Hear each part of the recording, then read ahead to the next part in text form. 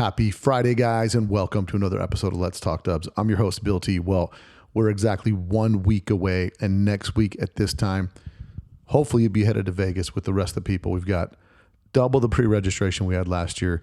This year is shaping up to be a banger. I'm super excited for all the people that are coming out. I've got people coming from all around the world to Let's Talk Dubs in the Wagons. One crazy weekend brought to you by Finley Volkswagen. I'm really looking forward to the people that are coming out, the experience you get to have. And I've had some people that have reached out to me a little bit and just kind of had some questions to figure out what it was going to be like. One thing it's not going to be like, if you're a car show in the grass kind of guy, this ain't it. If you're looking for an experience for a weekend chock full of hanging out with really good people, we've all got our Volkswagens here, but it's a driver's experience. It's an experience that you're going to be in your car Friday night, cruising the strip with a bunch of people. You come back to the hotel, hang out. It's a meet and greet. Everybody's hanging out. It's just a great time. People from all over the country and actually all over the world at this point are hanging out, getting to meet each other, and it's just an unbelievable time. But I get it. Some guys just want to go to a car show in the park. This ain't a car show in the park. This is a good time. It's a crazy weekend, and it's all based at the Orleans Hotel and Casino. And things kick off Friday night at 4 o'clock. 4 o'clock's the meet and greet, so cruise on in. There's people coming in Thursday evening, so we're going to make sure we've got parking situated for them. But it's going to be a banger, man. It starts at 4 o'clock on Friday, meet and greet. The strip cruise kicks off at 8 p.m. At about 7:30, we all line up and organize, and we will make our way to Las Vegas Boulevard. We will do our single pass up and down the south end of the strip, and then back up over Harmon, back to the hotel where the cars will get parked and situated for the next morning. The next morning at 8 a.m. kicks off the car show. The car show goes from 8 o'clock to 1 o'clock. And because we're not trying to jam pack your day full of stuff that won't make mama happy, you got the rest of the afternoon until 5:30 to go hang out in the casino, go wherever you want, go get something to eat, go take a nap, recoup from the night before. But you've got all the time in the world to take care of that, because at 5:30 is when the world famous poker run kicks off, and you'll have your chance to win your share of over $2,000 in cash prizes that we're giving away that night. So if you haven't been, don't miss out. This is the best event that you can experience in your Volkswagen, and it only can happen in Las Vegas. So I'm telling you guys, I can't express you. There's people in town already. We're hanging out. We're prepping cars. We're getting things done. So get your stuff ready and make sure you make it out this next weekend, October 6th and 7th, at the Orleans Hotel and Casino for one crazy weekend.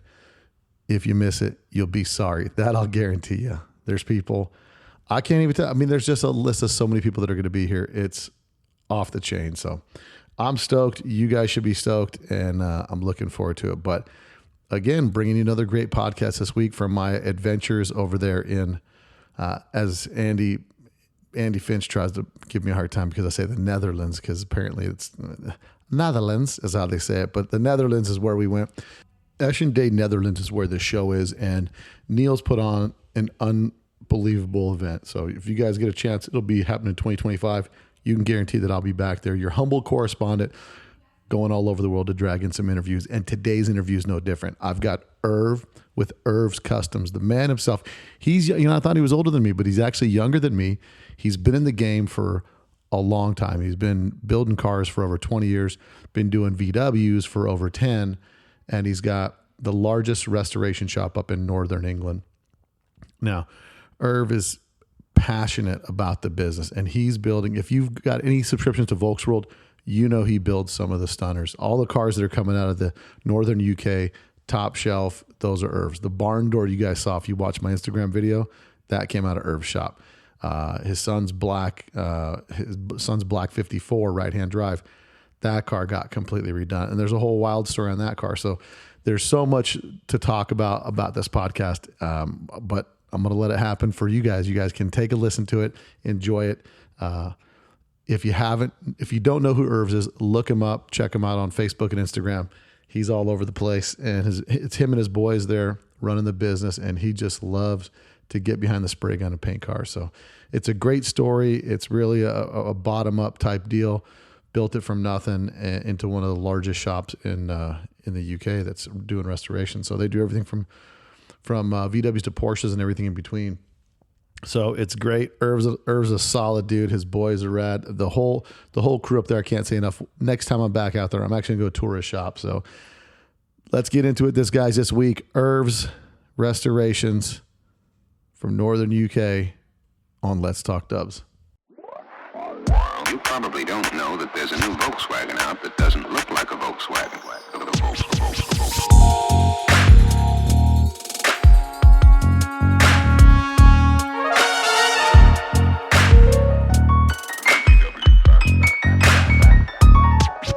It's got everything that people who like the bug like.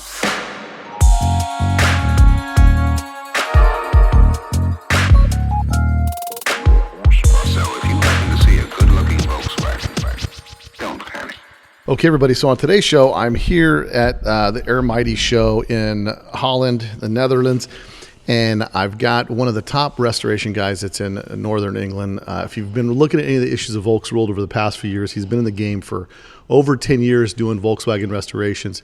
And on today's podcast, I've got the man himself, Irv, from Irv's VW Restorations out of Northern England. He's in the Lakes District.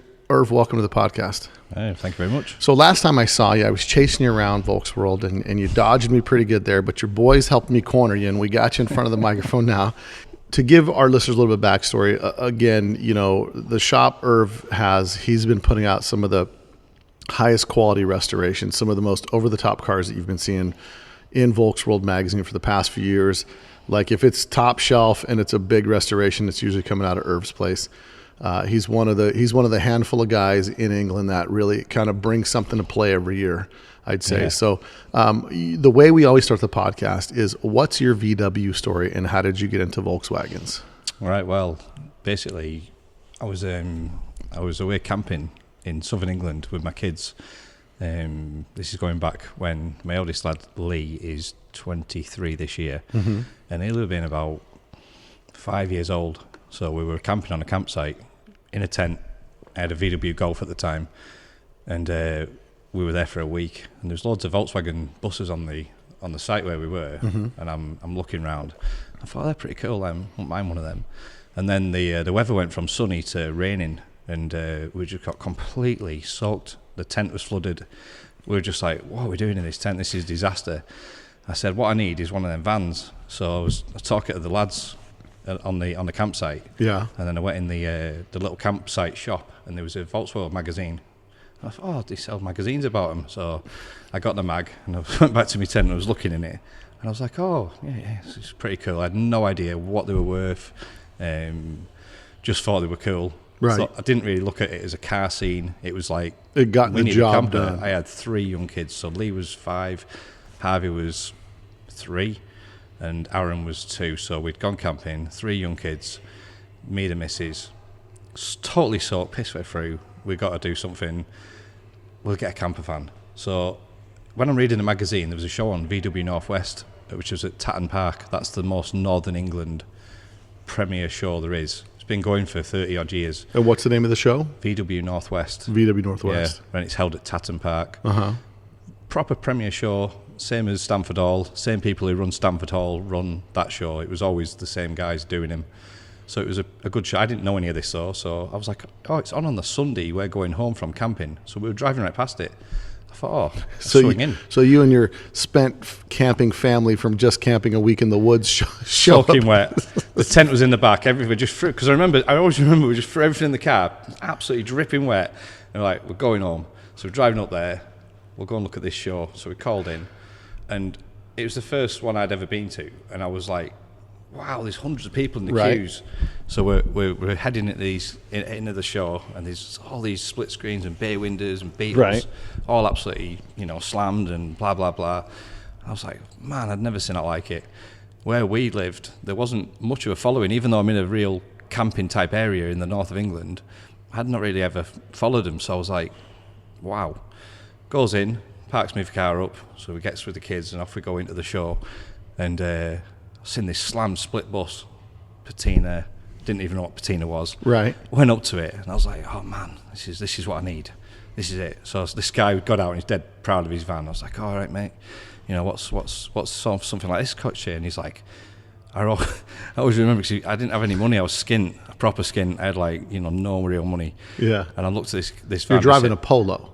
Well, it was a Golf diesel that owed me like £1,000 or something. Yeah. My house was £25,000 at the time. Yeah. And I says, what's this bus? What's the crack? And he said, yeah, I've just had it at Type 2 detectives and they've slammed it and we've done it, all this and the other. I didn't know what he was on about. Making it look like this, and I just dropped 10,000 on it, and I was like, 10,000 what? And he's like, you spent 10 grand on this van doing it up, and I was like, wow, so what's it worth? I think it's like half the price of my house. Yeah. And he's like, yeah, it's I'd take 35,000 for it or something. And I was like, Jesus Christ. I was like, then that number might be wrong. It maybe was 15,000, but it was a lot. Right. And I just walked away going, I can't afford one. I just can't afford one. So a bit devastated. I walked around the show. Your hopes and dreams are blown shattered. to pieces. Yeah. And then I'm walking around the show and I realised that the bay window vans were way cheaper. Yeah. And I was like, I can maybe get one of them. So you do your thing, don't you? Go around the show, you get your ideas. And then we went home. I'm on Volkswagen, which was I don't know if you've ever heard of it. Yeah, the forums. So it was a forum way before like the UK's version of the Samba. Yeah, and there was no way. I don't even think there was Facebook out then. Or if there was, I certainly wasn't on it. I didn't know much about it. Mm-hmm. So none of Instagram or out like that. And I went on Volkszone, seen this early bay Riviera for sale. Yeah. In Southampton, which is obviously 400 miles from me. It was getting on Christmas time. By the time I'd sold my car, I think my dad lent me a bit of money. I did some foreigners because I was still working for someone, so I painted some stuff, got some money together. So I rang this lad, can I come down and have a look at this van? So I remember my dad was still alive, so it was me and my dad, my wife, and the 3 kids. We said we're having a road trip, so we got in my dad's car. We went all the way down to Southampton to get this van. It turns out I'd actually managed to buy an original paint Riviera, slightly lowered, killer van, but I didn't know what I was buying. It just turned out I got lucky. Right. So I managed to buy this really wicked 69 Riviera. Really? Never been in one, never drove one. So I gets in it, and I was just like, where's the heaters? And he's like, no, we don't have any heaters, mate. And I was like, what?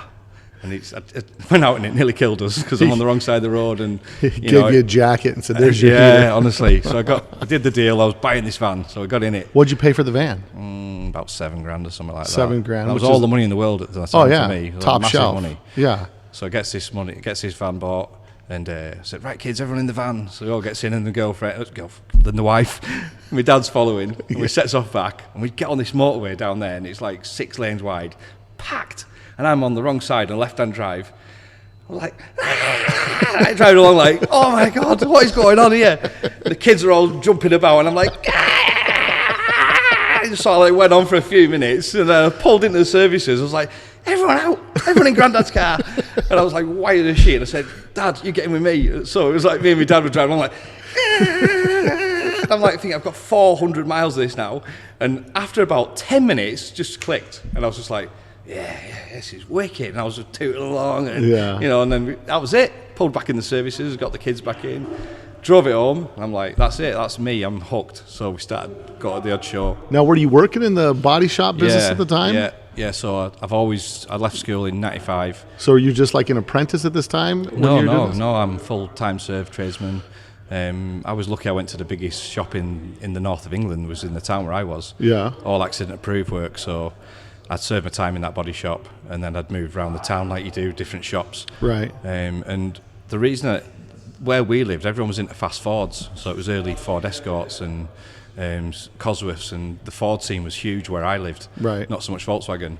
So I was really well known for the Fords. So I'd built a lot of custom cars for these. There was magazines called Max Power and Fast Ford magazine. So I'd built loads of that, and I was really well known. And I'd done a lot of the UK car scene, but with modified cars. So I was well into that and well versed on doing cars up, just never really into Volkswagens. So then we went to some more shows, and it was like, I need a split screen, I've got to get a split because they're just cooler. Right. And I didn't have any money, and my dad was a car guy as well. He was getting older, and he was always on looking online, and he rang me one day and said, there's a split screen for sale in Newquay or Cornwall. It was like the opposite end of the country again, and it was under $5,000. So I'll lend you the money. So I borrowed the money again. sold some more stuff like you What's do. worse than a car guy? A dad with a dad of a car guy. I'll loan you the money for this investment. So I can't remember how the money come about, but I scrambled it together and went to Cornwall with my dad. Really? And this van was just absolutely, it was solid, but knackered. You know, it was all bent, twisted, like there wasn't a straight panel on it. But it was a driver. But it was you solid, home. yeah. You know, like weren't a driver. It was just a rolling shell, really. Oh, really? Yeah, every handle was broke on it, all the glass was cracked. But I was a split screen, so I was like, I'm not going to buy this, Dad. I said, it's too bad. And my dad's like, no, we'll get it, because he was a body shop guy, so he's like, I can see through this. Oh, yeah. So, all right, so we bought it. This rickety old trailer, towed it home, and I did it up in my garage at home, like everyone did. Yeah. And I just asked the guy at work if I could use the booth to paint it. So I painted the inside at home, did all the panel work, everything, but the outside, got it all prepped. And then I said to the boss, can we paint it in the booth at night? And he said, yeah. So we were all like Sickens approved, ICI approved where I was working, and we had all the Mercedes contracts. So I said it was just top line paint. Yeah. You know, we used it was Sickens Superior at the time. This is, like 500 quid a gallon. Yeah. And we painted it in the best stuff you could get your hands on. Turkish and pearl white, 11 window split. Looked absolutely amazing. Never even polished it. It just, wow, this is cool. Just laid flat right out of the gun. Looked really good off the gun. So built it back up at home. Put a sundial interior in it. Lowered narrow beam, drop spindles, all the biz. But kept the steel wheels on and stuff. Really liked the California Surf Look van at the time. Yeah. But then I'd seen these VW drag racing lads, so I was like, I fancy doing the buses with attitude, because they were big. That was pretty big back then at Santa Pod with Ricky James and everyone else. Yeah. So I bought a turbo setup off a guy. And same again, didn't know what I was doing. So I bought this blow through turbo setup second hand. Did me engine and stuff, but didn't realise about blowing the cranks to bits or anything. Right. I'm a painter. I'm not a mechanic. You're like, you just bolt it on and punch it. Did it all at home, and I finished it, got it running, and I booted it out like where I lived. I did about 2 miles, snapped the crank. Oh, wow. I was like, yeah, it was a disaster. So then I rang someone who knew about engines, and they built me a bottom end, and then we got it back in the van and turboed it. Eventually it ended up on fuel injection, and I went down to car shows like you do. Bus fest, camper jam, van fest then camper jam, and I kept winning awards with this van in the show and shines. And what year is this? 2007, 2000, yeah. And this is 2008. It's the gray and white, the Turkish gray, Turkish green. I call it Turkish. There's one out there, that one you were on about last night. Mm-hmm. So it's a powder green colour, turquoise with pearl white rather than the bright white. I did it pearl white on top, so it was a creamy colour, and it just looked brilliant. And back then, it wasn't exactly factory spec to be pearl white and Turkish. They were green white. I'm sure everyone let you know. That's what they do. That's not the factory color. You're like, thanks, I appreciate that. Yeah, it's Mercedes paints. Exactly. More than your entire outfit it costs to paint this car. So I remember some guy telling me, you can tell it hasn't been nibbed and polished. And I was like, but it was off the gun. Right. And it was still winning me trophies. So I was happy. And I was at Camper Jam, the very first Camper Jam they did. Mm-hmm. And we won the show with it. And that's when I met a couple of my first VW buddies proper, who are still some of my best friends now. And that's a lad called Daz Yip, who everyone knows, Darren, and his mate Daz Bond. So these guys became, and then there was Lee Pickering, who's Rusty Lee. So these guys became lifelong friends, and they were the judges. So they picked my van, and they were like, "You've turboed it," and no one was really turboing splits. So it just led down the avenue of, "Would you do my van?" I was like, "Well, I don't know." Not them, by the way, but other people, right? Local people to me. Sure. We restore mine. I was like, "Well, I don't know," because I'd ran my own body shop in a few years before, and it had gone all right, but I was young and I made mistakes, and I thought, I don't know if I can do this again. I'd had it tough, I'd gone bankrupt, I'd lost everything, almost lost my house, then I started again and built back up. So I'd been down and out. And then you don't want to risk it again. I come back and I thought, there's a lot of pressure with your own business. Yeah. And I was fairly happy with what I was doing. And then this one lad over a few beers at a campsite said, "Look, will you just do my van and give it a coat of paint?" So I thought, go on then, I will do. But I had nowhere to do it. That was the issue, because I thought I can't start doing vans at my house, because the neighbours will go mad. And the one of the garages I used to do paintwork for says to me, "Look, if you do us a little bit of paint cheap, you can use my valeting bay." on the side. No one used it anymore, and this was a big car garage where we lived. So I started doing vans just on the side. I could never have afforded to set up on my own. Right, to do a booth or any of that kind of stuff. And I wouldn't have had the balls to, say you were going to lay 20, 30,000 out and rent a building with no work. Yeah. I mean, who would do that? You'd have to be mad. So I set up off the back of a friend helping me, giving me somewhere to do it. And the forums are live, so we're doing like readers' rights threads. And next thing, we do mine. And it just absolutely blew up. And I thought, I'm going to need somewhere a bit bigger. So we rented somewhere a bit bigger. And some lad who I'd worked with, serving my time, who I actually served my time under him. Yeah. In 1996, 97, he was regarded where we lived as the best painter body guy around. But he's into classic cars, this guy. I hadn't seen him in years. He come knocking on my door and says, I've heard you setting up doing classic Volkswagens. I said, I am, yeah. He said, I want to work for you. I said, you're fucking joking, aren't you? And he says, no. He says, if you go for it, I'll come work for you. So this guy, John, came and worked for me. And we set off doing restorations. And next thing's another lad. And that's what happened. And it just keeps growing from there. Rolling the dice, really. And we kept winning awards, getting better. And, I happened to be pretty good at metalwork. But it was only me doing everything back then. So then John started doing it. And between us, it was a close little, there was only three of us. But we did some great work. But then the phone just kept ringing. And I was like, okay, I need to either... I'm getting up to saying I'm going to be 3 years before I can do someone's van. And no one wants to wait that long. No. They might say they do. Right. But... They're going to get desperate, either sell the project or go to a different shop or something. Else. Yeah, you fancy something else. I mean, so if I can't get my waiting time down to a year, so that's what we did. Went to a bigger shop, took some more lads on, and I got real lucky. The body shop, which was the biggest body shop in the north of England, where I'd served my time, been open for 50 years. Yeah, shut, closed down. A big insurance group bought them out. Oh wow! And they were all getting made redundant. Well, I knew them all, and I was thinking, fucking bit of a gamble taking a few lads on, but these lads are great. And where we live, once them lads go into like the shipyard where we are, once they've gone, that's it, you'll never get them back. Right. So it's a dying trade, as a lot of people know. You can't get lads to do this job that easy. Yeah. And I had a lot of work lined up, but was it cast iron? I don't know. So I thought, sod it. So I went and seen the lads and said, right, there's a few of you want to come over. I took like 7 of them, and we went bigger. And I just thought, right, let's ramp up the work. So we took more work on. Bear in mind, I do all the paint. I still do now. All the painting? All the paint. The only time I've let the gun up is just in the last 2 years, because my 2 elder lads who work for me, they've served the time panel beating, and now I'm letting them learn how to paint, because I only really want to show my tricks to my family. Right. Because there's painting and then there's painting.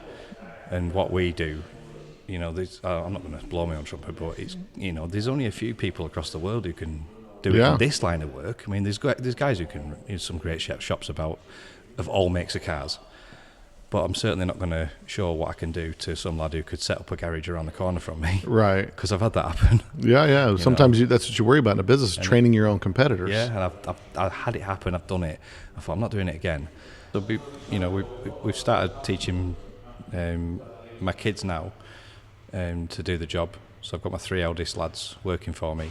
Yeah, and so they're in the family business, and you're kind of like, hey, you guys can keep this going. Yeah. I mean, clearly, in a place like England, that's not super huge, but it's a lot of people here, millions of people here, and a lot of people in the Volkswagen scene. So there's definitely no shortage of cars need to be restored. So there's a good business to pass on to the kids, and with a dying trade, the price goes up. There's no other way to do it, because you're limited on people you can get in and all that stuff. And I'm completely familiar with that. I mean, I thought no one's going to travel to where I am. In the south, it's a much bigger area, a lot more people. I'm kind of remote, but that was the other reason when I set up the shop. I thought, who's going to travel up to the Lake District to get a camper van restored? But they did, and they do. But not just in England. And a lot of my customers are from Europe. We've got currently customers from Switzerland, Norway, Dubai, California. Really? Yeah. And most of them found you through seeing your stuff in the magazine and North Carolina. We got guys in from all over the place, and I really don't understand. Apart from we must do a good job. We're well proven. The best guys are across the world. They've been doing it a long time, and the jobs aren't just for like now. I mean, that show bus that's out there, we painted that 3 or 4 years ago, and it's still, we've seen it.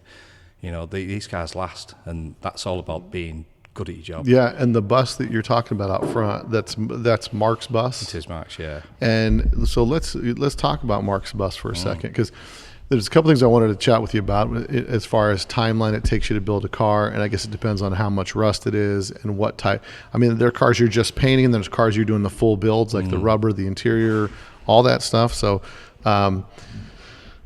Mark's car, for example. So Mark's bus is give me the stats on Mark's bus, what year it is, all that stuff. 1954 right-hand drive, 11-window barn door. And how many of those they make? Oh, I don't know. There's not so many left though. Not a lot of right-hand drives, barn doors. Yeah. And so finding it was pretty rare. What was the condition of? And now to let you guys know, you'll be able to see pictures on the blog page that I'll be posting up about this podcast, as well as a video, a little walk around video that I'll do with the bus in particular. So this is a super, super clean custom barn door bus. Now, what is the story behind this bus? Yeah, basically, years ago it was found on the way to a wreckers yard on the back of a truck with an IAB crane right through the roof of this van, and it was crushed right down to its waistline. So the jib crane fell down in the middle of this bus, right down the middle center of the roof, and just crushed the roof down to the center belt line. It was going for scrap, so they'd lifted it on with the crane, crunched it up, then crushed it to hold it on the truck, I guess, while it was off to the scrapyard. And by pure fluke, a VW guy saw it at the traffic lights and pulled the wagon driver over and said, "What are you doing with this van?" And he said, "It's got a scrap." So I think he bought it off somebody, and it ended up in his garage in Australia for over 10 years. And all bent up like that, like the way it was. Bent, knackered. And then a guy called Al, who he doesn't own it anymore. He used to have a company in Australia. I think they were called Das Resto, which are the top of the game in Australia, really well known. He got the van and started repairing it either for himself or for Mark, and he pulled it out and sort of started clipping the panels on and did some welding, and he was straightening it out, and then he shut down. He decided he'd had enough of doing this for whatever reasons, closed his shop. And then Mark, who owned it at this point, was living in Singapore but moving back to England. And he contacted me and said, "Look, can I get this van shipped to you? I'm based in England anywhere I'm going to be. Can you take on the restoration and finish it?" And that was it. It was a simple phone call, and about 8 weeks later it turned up. I didn't know Mark from Adam at the time. Yeah. And we started this van and decided that, look, we're going all out here. We want to win awards. Now, whose ideas are some of the? Because you come from a custom car background. You're not a stalker, right? Yeah. And so, when you meet Mark, are you thinking this? Oh, man, if this guy's wanting it restored, we can restore it. You're thinking nobody's going to want to slam and do all this stuff to a 50. He's a pretty cool guy. 54. 54. Yeah, he's a cool guy. He was like, no, let's sort of. I got the vibe off him that he's a pretty cool dude. Yeah. And he had some cool cars already. He had a notchback that had been to Volkswagen. It was all lowered and looked the absolute part. And he also had an early Porsche 912 at the time. He had some cool cars. Yeah. He had a Cowlook Beetle that now belongs to my son. You know, the black oval. The black one. So that was Mark's. Yeah. And he'd owned that for years. So I got the vibe. He's like, look, I'm open to ideas. Let's design it together. So we decided on colours, engines, wheels. You know, it was all a bit of a and it kind of left me to it. Yeah. Everything had to obviously go via Mark, and Mark's ideas came back, and we just bounced between each other. Let's do this. And Mark wanted the deluxe dash in it. I thought, you know what? They didn't have them in. Let's do it, Mark. You know, let's put sat nav in it. Let's heated seats, because it's cold in England sometimes, so we put heated seats in it.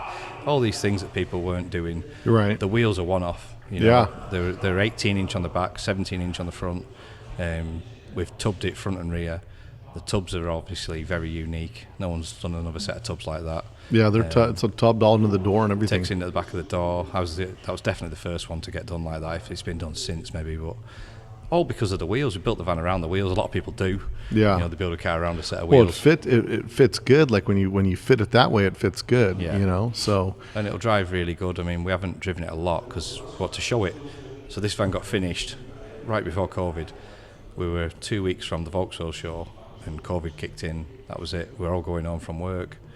No more anything. Yeah, so the van's finished and we've all gone home we don't really know what's going on with COVID. So the van just got put in storage. And Mark said, look, I'm not going to just start using it. You know, I want to show it. So we just left it, and it stayed in the storage building with me for, I don't know, was it a year and a half or whatever? I can't remember now. And then when the Volkswagen show eventually came back on, we debuted it then. And it went down a storm, along with numerous other cars we did. Yeah, I mean, I saw your setup. I think you had 5 cars at Volkswagen this year. Is it 5? Yeah, I think it was 5 this year, and we did 7 the year before. I mean, you're putting out quite a bit of cars, and this particular barn door, it's the right-hand drive, the deluxe dash, the interior is done by Nick with. Yeah, it's full leather in there. It's not a leather. Yeah, look, I mean, proper leather. it is It's got an Air-Terriers, custom interior. Air-Terriers. It's all a bespoke one-off. Nice bus, and what's even better about it is that it's a barn door and it's done the way he wants to do it. Like, you know what I mean? Like custom. It's got an upright Porsche spare wheel in the back. I don't know if you know. I love it. I saw that. Yeah, just yeah. little tricks, with the space saver tires, just things that you would never do that to a barn door. Yeah. Or a lot of split buses, but I love it. I love it. I think it's perfect because it really sets off the whole look of that bus, and I like the custom interior in it. I like the dash pod with the custom gauges, and it's lifted out. No one's lifted one out like that. No, I think it looks there's so many unique tricks to that.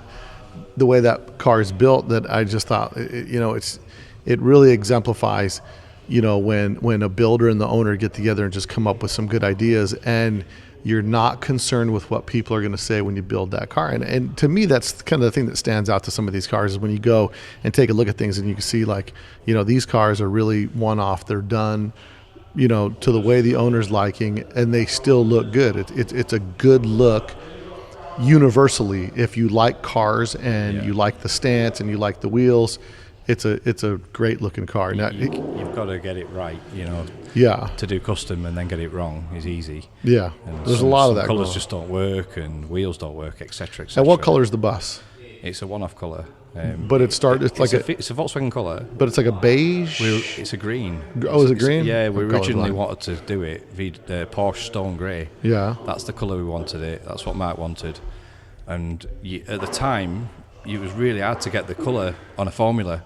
I was struggling to get hold of it, and I was on forums asking about it. And then one of the guys from Glazerate said, "Oh, you can. There's a Volkswagen colour very similar. Yeah. Just tint it to match the Stone Grey." Right.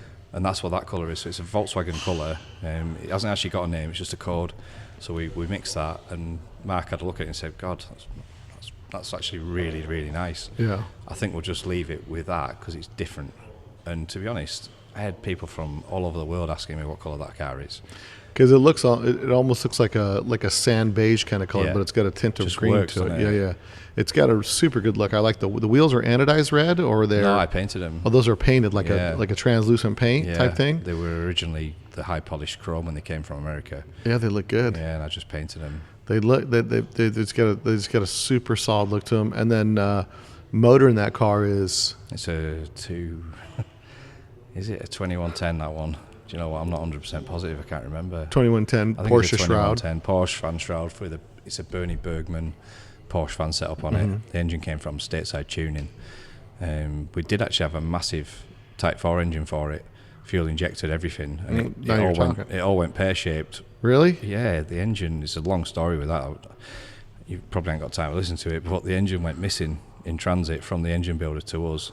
And there was a thing on the internet at the time saying this engine's been stolen, and it never appeared. And, really? Yeah, and the engine builder built us a new engine, but it took like another year because he'd lost this engine. Right. So we did get the engine, but it took a year for him to redo it. So in the meantime, we were like, we got to finish. So he built a new motor for it, shipped it out, and it disappeared. Yeah, it was all over the internet at the time. So I think everybody needs to be on the lookout for a missing Type 4 motor. It never ever reappeared. What size was it? It was a 2.6 Type 4 Porsche fan. That's what I have in both my buses. Fuel injected. I mean, this thing's absolute nuts. I have 2.3 and a 2.6. Yeah. Right. So this was an absolute beast of an engine, and it just vanished. What happened was the guy who built it shipped it to us, and then didn't actually tell me it was getting shipped to me. And then a few days prior to realising it had gone missing, we received an engine from a a courier company, and that's nothing out the ordinary. We get them all the time from people. Right. And it was an engine out of like a Ford Transit van, and I was like a diesel engine. I was like, "Was this? Anyone ordered this engine?" So I was asking all the lads, and like, no one's ordered this engine. It had no name for us on it, so I just put it to one side. A day or two after that, the guy at the engine shop called me and said, "Oh, have you received the engine?" I was like, No. I said, "Why have you sent it?" He's like, "Well, yeah." I said, "Well, it's not here." I said, and then the penny dropped. I went, "Hang on, I did receive an engine." I said, "But it's like some transit van engine." Yeah. And he's like, "All right." So he got in touch with the courier company. It turns out they basically got the engines lost somehow at one of the depots, mixed up, and I got this transit engine sent to me, which I've still got to this day, because I've tried returning it over and over again. No one wanted it back. So I reckon this engine is in someone else's garage, and they've tried returning it, and just it's probably sat somewhere, someone who hasn't got a clue what it is, because I've tried getting this engine that doesn't belong to me back to him, and it's a brand new diesel engine for a transit van, and it's sat in one of my containers. I've had that sat there years. So some Ford Transit van place has a VW Type 4 motor sitting something there, like that, yeah, ready to which go. Which is bananas. We made a massive fuss on the internet at the time, and we never found it. We went to courier companies. We had them do investigations. It just went, and this engine was like 15 or 16,000 pounds. Yeah, they're not It cheap. was so expensive. And the guy had to foot the bill in the end at the engine place and build him another one, because he was like, "Oh, it's not my fault." I said, "Well, it is, because you didn't insure it. You didn't tell us it was coming. Right. You didn't track it. I mean, it was his fault, not mine. It was luckily nothing to do with me, because I would have felt guilty. But I didn't even order the engine. And Mark had dealt with him. Right. There was the engine builder's builder's just dropping off a motor. It was a disaster. I mean, something of that value, we'd go and collect it. Jeez Louise. So that was a real weird one. So we ended up buying an engine from Stateside Tuning randomly to get this van finished. Just to finish it up. But it's a belting engine. What motor's in it? I mean, what transmissions? 4-speed or 5-speed? It's a 4-speed. 4-speed. It's a proper Rancho Pro Street. It's got. Is it on air or static? It's on air on the front. It's a dogback air beam. Willwood brakes on the front. Porsche brakes on the back. Nice. Steering rack conversion from like Creative Engineering. So it's a steering rack on it, and it's no longer stock steering. No. Nice. Yeah. And that bus, you guys have driven that bus? Yeah. And it drives pretty good? Yeah, I mean, this is the last big show for it. And then after this? It's going to get used. Nice. Yeah. I mean, that's what they all got to be done. And it's lucky to have clients like Mark that you can work with and build a bus and just get it dialed. I mean, because that's a real head turner of a bus. I mean, I like so many things about it that it checks all my boxes. You know what I mean? As far as like a usable interior, it's got paint to selection of the owner, wheels to selection. I mean, those are things that are right up my alley. Now, when you guys build cars over at Irv's, if you're doing a car full restoration, the car is not rotted, it's a solid body. What's a timeline to turn that car around? I mean, well, we would say we could get something from bare metal, if it's a solid bare metal shell, to paint in about 6 weeks. Oh wow! I've got 30 members of staff. 30? 30. Yeah, so we're the biggest Volkswagen restorer, if not in the world, definitely the biggest in Europe. Yeah. From what I've been told by people like Ned at Hayburner, he's been everywhere. And that's all you've got is Volkswagens under restoration? No, we do Volkswagen, we do Porsche, we do a lot of early 911s, 356s, 912s. I'm really well known for that as well now. Yeah. Did the Porsches just come from the Volkswagens? People are like, "Well, do my Porsche too," because that's what happened originally. Yeah. And now I'm known in the Porsche world, and I've never advertised. I've never been to a Porsche show. So do you got to sit and start doing research on what colors came what years and all that kind of stuff for all these guys? I'm now geeked out. I'm not going to say I'm an expert, but I know a lot about split buses. I know more about buses than Beetles. I would say I know barn doors inside out. So I'm kind of well known for being the guy who resurrects barn door buses. Yeah, because that bus was kind of done. But even worse than that, stuff that's been buried in the ground. Really? Yeah, I mean... I've seen a video of one that was buried in the ground and kind of got dug out. But that's the sort of stuff I'm sort of well known for. We just finished one for a guy in Switzerland. Did you happen to build a jig ever off of a bus so that you can mock up panels and start welding with them? Yeah, we've got like 5 select jigs. Oh, really? Yeah. And then the same for Porsches, but you can't buy jig brackets for a split bus. Yeah. But you can for Porsches, so I've got the 356 jig brackets and I've got the 911 jig brackets. And I've been doing some heavy restorations on them as well. Then we do all other classic cars. As long as I like it, if someone comes to me with something that's like not really ticking a box, right? I don't really want to do it because I've got to feel passionate about what I'm restoring. Yeah. If I'm doing a car that I don't really like, I'm not really going to get jazzed up over it. Yeah. So I usually tend to do anything Volkswagen, anything Porsche, I love it. And then if someone comes with any other cool classic car and they want me to do it right, I'll do it, but it's got to be right. And I do show cars and I do patina work. I'm really well known for doing patina stuff as well. So you can get that patina look if somebody's looking Absolutely. for some of that. You can kind of make that. We do it all. And I like all looks. I don't just like show cars. A lot of my own collections, I've got a few Volkswagens, are original paint stuff. I've gone full circle. Yeah. Because I do love the Survivor stuff. So looking back over all these years, I mean, to looking now from that first day when you were rained out in your Golf at the VW show to like now you're one of the top guys in the rest. I mean, did you ever see yourself getting here? Did you ever think you'd be here today? No. I mean, it's incredible because, like I said, you're one of the top guys in the game out here. I was one of the top lads doing modified cars though.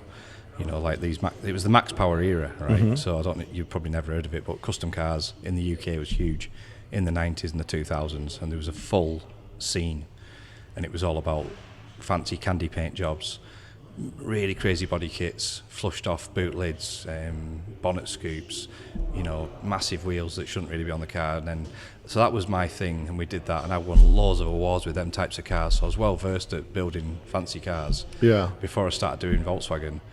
And I came on the scene and it was like a bit of a new kid on the block sort of thing. Sure. Where's he come from? Yeah. Come out of nowhere. I've been doing this 30 years. And I'm thinking, well, I've been doing it the same length of time. I'm the same age as you. Right. It's just I was airing my wares on a different else. vehicle. Yeah. So it's not like I've never worked on cars before. And I just thought, I'm going to start repairing Volkswagens. It didn't work like that. I fell into Volkswagens. But I'm well versed at rebuilding cars properly. But because you worked in a collision shop, you know how things go back together. Absolutely. And some of that time as we did stripping and fitting. Then we went to paint and body. Then we went to metalwork. The shop I worked at, I was only a painter there. Mm-hmm. So we used to paint 80 cars a week. That garage. We had 80, 7 booths, 9 painters. But we had white suit on, and we were in the booth painting. We even had a guy who mixed our paint for us. All we did was paint all day. It's like a sweatshop. You're just spraying paint. But I got that sick of painting new cars. I walked out and I eventually said, I'm not going to paint cars ever again. Because that sick to death of doing another wing, another bonnet. The love had gone. Yeah. It was just a job. It was like stacking shelves. Going through the motions. Yeah. And then we started doing classic cars, and the love's back, and it's like, well, it's fun. It's fun. It's the adventure of like finding out what the original color was, or chasing a particular style that somebody's looking for, or matching a paint sample, or doing those things. That's kind of the thrill of doing that work. Working, and especially working with people to get creative, make ideas, and you're doing two things at once, right? You're building a car for somebody that's appreciative of what you've done first. Second, you're pushing the benchmark in the scene, in the VW scene, a little bit more and a little bit more, So I can see where the fuel comes for the energy for the business, you know what I mean? And then how does it feel to have your kids working with you? Oh, it's, brilliant. I've got 5 children, mm-hmm. So my 3 eldest lads work for me now. So Lee's 22, nearly 23, Harvey's 21, and Aaron's 19. And all 3 of them are really good. Lee's right by my side now. He did 6 years as a metal lad. And now he's in the office helping me. He runs the place more than me. Because I'm a painter. People come to me from all over the world for me to paint a car and for me to prep a car. That's what I do. So my son, 23, does all the computer side, does the emailing, does the invoicing. Right. He deals with all the ag. Obviously, if you come to my shop and you ring me, I'll talk to you on the phone all day long and I'll email you all day long. But when it comes down to it, they want me to be it's me painting a car. That's why I started this business, because I want to paint cars. Right. I don't want to work in an office. Yeah. And the day that ever happened it's not going to work for me. So I would rather have 5 people in the office and me still in the garage, because I'm wandering around, we're talking about how we're going to build a car, and I'm painting the cars. And I save the painting for night time now, because I've got 30 lads. So I organise and deal with everything and make sure everything's going smooth in the garage. And when they go home at 4:30, I then stay behind and paint till probably 10 o'clock at night. So you have cars prepped and put in the booth, and you just roll in there, put your suit up, and just start spraying. We've got a couple of booths, and I work between them when everyone's gone home. Really, I still do bits in the day. Yeah, coming from a guy who couldn't afford, I was skint, mate. When I started this, I was skint properly. I borrowed £1,000 off a friend to buy a second-hand Mercedes to get my wife so we could get the kids to school. Yeah. And he said to me, "What are you doing? Why don't you start putting your skills to work?" And this was just a conversation I had with him one night, and it was things like that made me think, you know what, I'm going to start doing this, and it just took off. And because I can do the job. That's the top and bottom of it. And loads of people come along, don't they? You've probably met a lot. You see it, and they're there and they're gone. They're there and they're gone. The good guys are the ones that carry on. Well, and it's tough sometimes because you get the artist, the painter, and he's not a good business guy, and then he doesn't last long. You know what I mean? So because I had my business though, like I started trying to be self-employed when I was early 20s, right? And I went bankrupt. So I'd absolutely ballsed it up. Yeah, I knew I had to realise. And now you got kids, and now it's a huge risk. But I mean, they push it. They push in my business more than me. Well, that's great. My son Lee and Aaron and Harvey this year have gone to more shows than me with his Black Beetle. Cause he's super proud of that car. Yeah, he's won 12. What was the condition when he got that car? Was it restored? It was on the road but rough.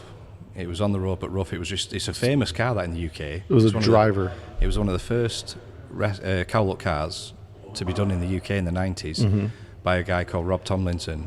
It was really actually famous car in the UK. It was proper cowlook, all original Sprints, original BRMs on it. The early Porsche steering wheel, the auto tacho gauges, big power engine that was done by John Mayer. John Mayer was famous in England for doing engines back in the day. So Drag racer, right? Yeah, and that car ended up on a TV show, like on the Sky programme shows, the Discovery Channel. And the car was at John Mayer's, and he did a massive burnout on the TV show with that car. Yeah. And it was outside John Mayer's shop showing this new engine they'd done with a line lock and everything. And so this Rob Tomlinson was pretty famous, and he got the car had won loads of awards in the 90s. Went to Volkswagens in 93 or something, or 94, I can't remember the year. And he got cancer, Rob, and he passed away. The car got sold to Mark, and Mark did like 1,000 miles in it in over 10 years. He never used it, and it ended up at my shop, and Mark was going to get it restored by us. But he'd lost the love. He was doing the buses. And our Lee's like, look, I want a project. So he bought the car from Mark at a really fair deal. Yeah. Mark looked after him, as he does many times over, because that's what Mark's like. Yeah. So we got this car, and we actually thought it's pretty good. Yeah. And we've media blasted it like you do. We've got our own blast shop in-house, so we stripped it, and then Gav, who works with me, blasted it. And there was now left of it. It was the worst UK rotten car you've seen in your life. I mean, we were just stood there. If it wasn't that car, we would have scrapped it. Really? Yeah. So it's like inner wings, everything. It was so bad. We were in tears. We looked round it in the blast booth and just stood there. Me and my son were looking at each other like, it's like, what can we do with it? It's going to need everything. And we just, right, let's do it. So we got some panels and away we went. Put a team of lads on it with us, and we had it welded up in a few months. Yeah. And then it went from there. And we've kept that car how it was. It's got the same gauges, the same steering wheel, the same wheels, the same... As a tribute to the original build. Yeah, absolutely. And we changed a couple of things. It's got original MP seats in it, but we've trimmed them how Lee liked them. And he's just slightly updated it, but very much that engine's the John Mayer engine. We rebuilt it, but kept it how John Mayer had the same. The carb tops are a bit naff, but that's how it was. So we just left it the same. Yeah. On a tribute of, but original BRMs on that car. They're the real deal. Yeah. I could tell. I was showing my son earlier. We were all walking through the show, and I said, "You see the casting on that? How it's all rough in the face." I said, "That's those original BRMs." There's not very many sets, is there? No. So that car, we finished it. We debuted it for Volkswagen this year, and believe it, it's cool but also sad. So we cracked the screen putting it in, and it had a little sticker in the window that said Leeds VW Club, which was Rob Tomlinson's club. And we never thought anything of it, so we put a new screen in the car. And we're at the show, and this big tall guy comes walking over to us, and he says, "Oh, are you Lee?" And my lad's like, yeah. He said, "Oh, I'm Rob Tomlinson's best friend from back in the day." He said, "I've driven down from Leeds to see the car and give you a Leeds VW sticker. Would you put it in the window for us?" Oh, wow. So we did. It was like, it's making me tear up now. Yeah. It was real special that that actually happened. The passion, Yeah. you know. So we put the sticker back in the car just how it was. That's perfect. And it just made it so much more special. And then one of the judges who was also judging the car was friends with Rob, and he said, "You've completely done it justice." So it's a bit of a cool story about a cool car. Well, there's the funny thing is, as car guys, and your dad was a car guy. You said your dad passed away. How long's your dad been gone? 5 years. So your dad had a chance to see you make a success of yourself and do this? We were getting there, yeah, but not You're like busy. we've really sort of blown up. You were busy kind of cranking it out at the time the old man passed away. I'm so sad that he's not around to see what we've achieved. Yeah. You know, and my mum and dad, they both passed away within 6 months of each other, and they were only like 70 years old. They weren't old, 71, 73. Over nothing. My dad died of a broken heart. You know, my mum went first, and then my dad just sort of sat there and made himself ill. It was sad. Well, I tell you, but I believe that there, not just the cars have a soul, but we have a connection to the other side. And I think like showing up for that Lee sticker. I know that your old man's on the other side and he sees what you're doing, and I think it's so cool. I'm a massive believer in that as well. Yeah, that you're able to, kind of fulfill a dream that you maybe didn't even know that you had, but something that was kind of indirectly led you. They would be so proud to see this, Yeah. I always wanted to be successful with a car garage. As a kid at school, that's all I wanted to do. Yeah. This is all I've ever wanted. And I was getting there. So they knew I was doing all right. Yeah. But, there was things I would like to have done with them that I can't do. But yeah, no, I hear you, man. It's it's just the way life goes sometimes. It is. My wife's parents are alive, and we spoil them now. Yeah. Because I give them everything that I can. I want them to.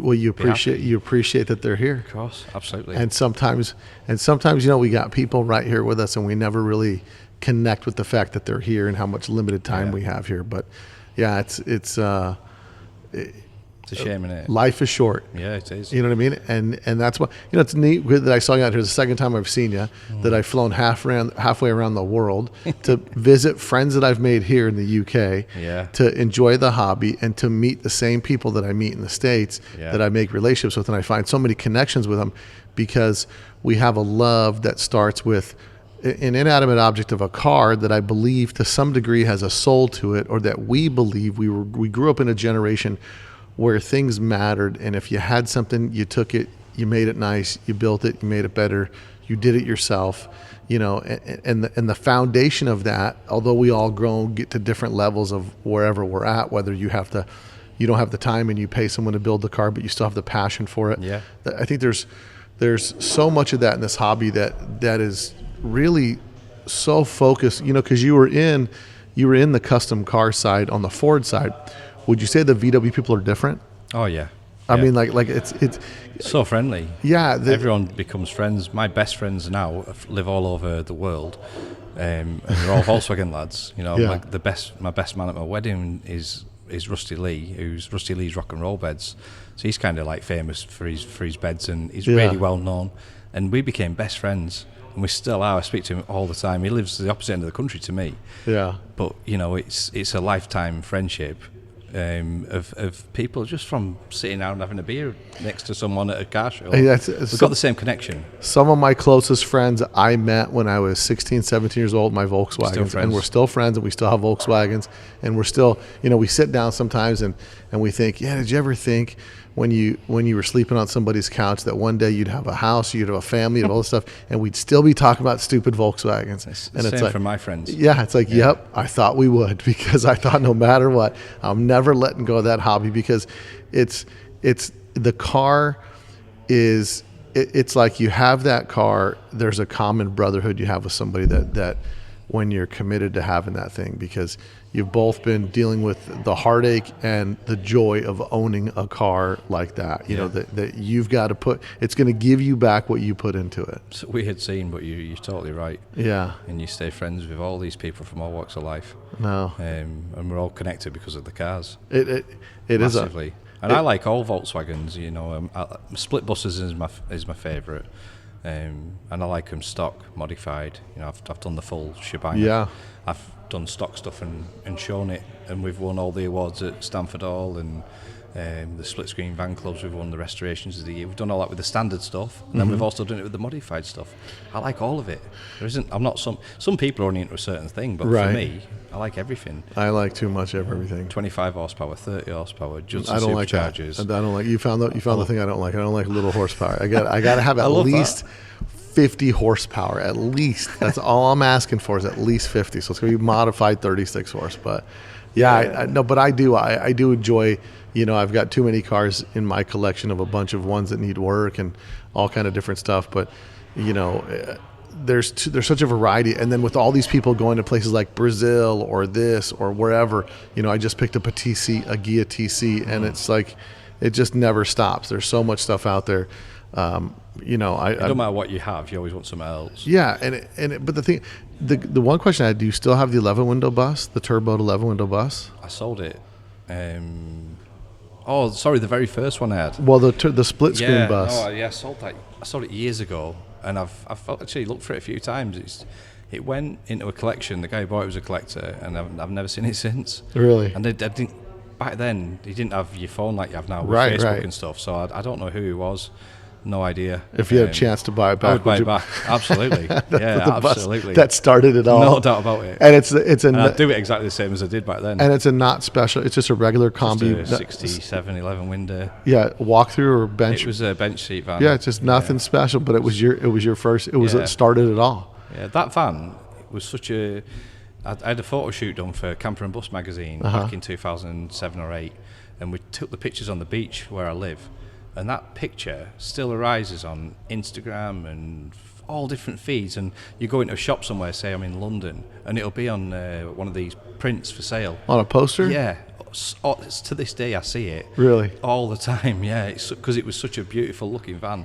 And everybody rolls their eyes when you go, that was my van. Yeah, it's like, weird. Whatever. It was just one of them pictures that it just took a good picture because it was Turkish, but it was kind of light. And then the picture was on the beach, and that picture has arisen over and over and over again. It always makes me laugh. I think. Well, I'll post a picture of that. Yeah. And so you guys can see what he's talking about. But no, that's great, man. Well, listen, it wasn't that bad, was it? No, it's great, man. No, so I probably end up talking to you all day. That's no problem. I appreciate you coming on the show. If people want to get in touch with you at Irvs, what do they do? How do they get in touch with you?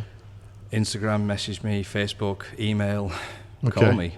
And you guys have a website, irvs.com, or what is it? It's irvsvwrestorations.co.uk. It's a bit of a mouthful. .co.uk. So irvsvwrestorations.co.uk, and they can ring you if they've got a car. And even if somebody's trying to find something, let's say that they're buying over here and they want to get it done maybe before they ship it wherever it's going. Yeah, we ship cars all over the world for people. My customers, I'm really well versed with. So you guys you got the whole gamut covered, from shipping to receiving to shipping to everything. Absolutely everything, yeah, everything: paint, interiors, engines, wheels. So you guys everything. Do it turnkey. Full blown. Well, that's fantastic. Pick it up and drive it home. We actually sold a van to a guy called Sean. He's a big lad from California. It's Sean E.G. and his girlfriend Wendy Disaster on Instagram. Yeah. They bought a 68 Westie off me earlier this year. Yeah. Just randomly rang me. I had it for sale on Instagram, and they were like, "Oh yeah, we're fancying a European trip." And I said, "Yeah." I said, "What's the van like?" And I said, "Oh, it's a cool van. It's it's ready to rock." They said, "Oh, we're thinking about coming over for the barn door gathering," and we didn't know each other at all. And I said, "I'm going to the barn door gathering." I said, "Just come with us." And they were like, "What, really?" And it gave them the confidence then to buy the van. Yeah. And then they flew in. We prepped it for them. It only wanted servicing and stuff. And they followed us from where we live down to the ferry, across to the barn door gathering. Yeah. And then we had a week in Holland. They toured around with us and became real good friends with us. Yeah. And there was about 10 of us at the time. And then they enjoyed it that much, had that good a time. They said, "Oh, we'd love to do EBI." So they've left the van with me in my building, in the storage place, and they're flying back out next year for EBI. And they're going to tour it, because they were going to ship it home, and then they were going to come back for EBI. And I said, "Well, if you don't need the van," I said, "why don't you just leave it here, and then you've got something to cruise in already?" So that's what they did. And they stayed out after the barn door gathering. They had like another 2 weeks in Europe in the van and didn't miss a beat. Just cruised around. And they're going to take it back to California. Sean has the Chanel barn door, so he's kind of well known in California. Yeah. He's been around a long time, I think. Mates of all the lads in Cali who've been doing it forever. So yeah, he's now a good friend. Same thing, he just randomly rang me one day and probably end up being friends for life. That's too cool. Yeah.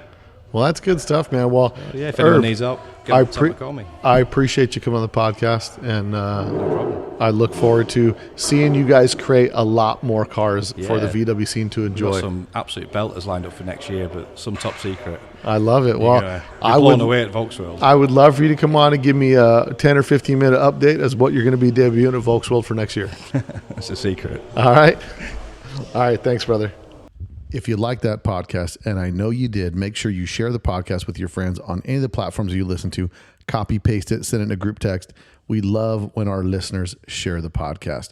Speaking of sharing the podcast, if you want a shout out on the podcast, you pick up some merch or you go give us a 5-star review. Well, we got a couple 5-star reviews, and the first one says, I'm Toasty, the ad critic says, I've always been curious about why old VWs and their owners are so quirky and found not only a hobby, but a community.